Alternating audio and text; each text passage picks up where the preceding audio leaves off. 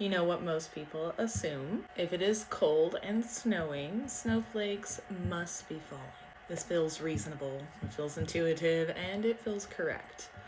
But it's actually wrong because snowflakes are not guaranteed just because winter showed up. They are not automatic, and they are far pickier than most people realize. You can stand outside in a full-blown snowstorm, flakes pelting your jacket, wind whipping everything white and loud and cold, dramatic, and not a single true snowflake is actually falling. Just frozen precipitation. White dots, ice bits, broken pieces, frozen clumps. Snow, yes. Snowflakes, no.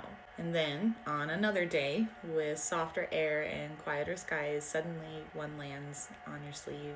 Perfect, detailed, balanced, almost impossible looking. Same season, same temperature, completely different result. That is because snowflakes only form when a very specific set of conditions line up in the atmosphere. And when even one of those conditions is off, the snowflake never gets the chance to exist. Let's talk about why. First, we need to go way up. Snowflakes do not begin their lives at ground level. They start high in the clouds, sometimes thousands of feet above you, in places you may never see. Up there, the air is cold enough for ice, but that alone is not enough. Inside clouds, water exists in a strange in-between state. It is not always liquid, it is not always ice. Often it is water vapor floating invisibly through the air. For a snowflake to form, water vapor has to deposit directly onto ice. Not melting, not freezing from liquid, deposit. That matters. Deposition means water vapor turns straight into solid ice without ever becoming liquid first. That only happens under very specific atmospheric conditions. Already the snowflake is asking for precision. Now we add the first requirement, temperature. Snowflakes generally begin forming when temperatures are below freezing, but not too far below. If it is extremely cold, growth slows down and the ice locks up.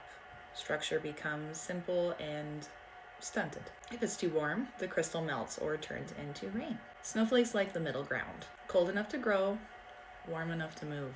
But here's the thing most people don't know. Temperature is not the main character in snowflake formation.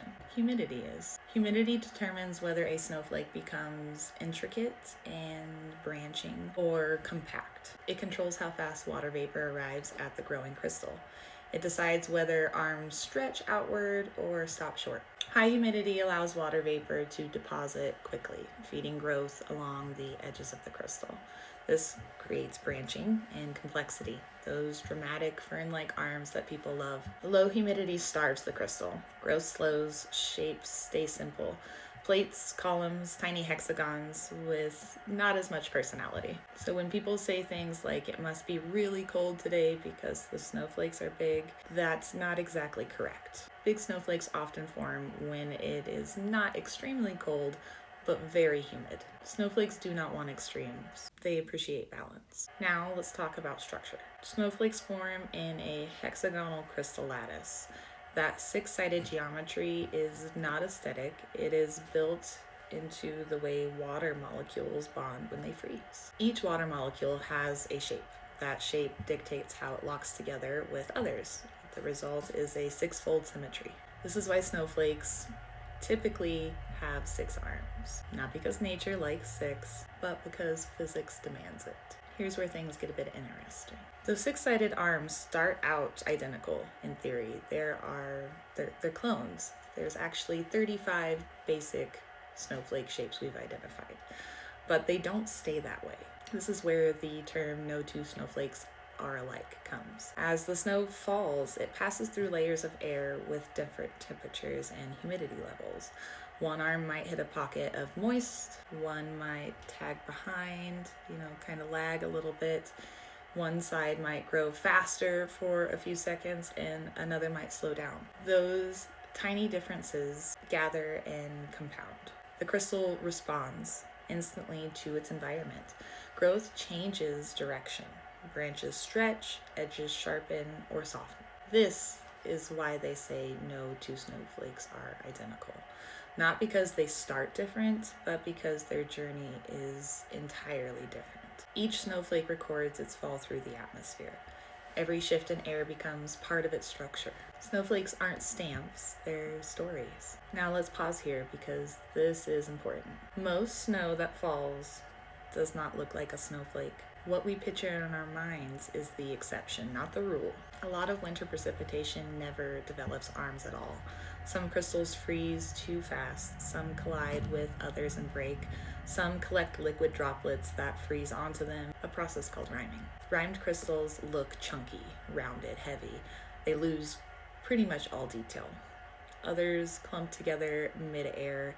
Aggregation creates fluffy snow, but individual crystals become hard to distinguish. Some fall as frozen pellets, others broken fragments. True, fully formed, detailed snowflakes require calm conditions, gentle air movement, stable layers, enough time to grow without interruption.